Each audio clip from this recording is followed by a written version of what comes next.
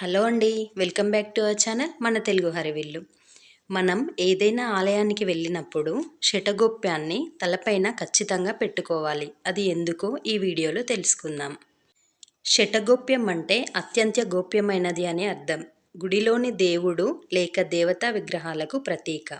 గుడికి వెళ్ళిన ప్రతి భక్తునికి ఆలయంలోని విగ్రహాలను తాకే వీలు ఉండదు. అందుకే పూజారి భక్తులకు తీర్థప్రసాదాలను ఇచ్చి తర్వాత శటారిని తీసుకువచ్చి భక్తుల తలపై పెట్టి ఆశీర్వచనం ఇస్తారు.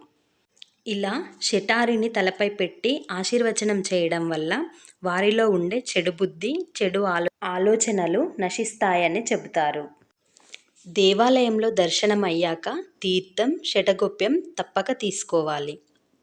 చాలామంది దేవుడి దర్శనం చేసుకున్నాక వచ్చిన పని అయిపోయిందని చకచకా వెళ్ళి ఏదో ఏకాంత నిర్మల ప్రదేశం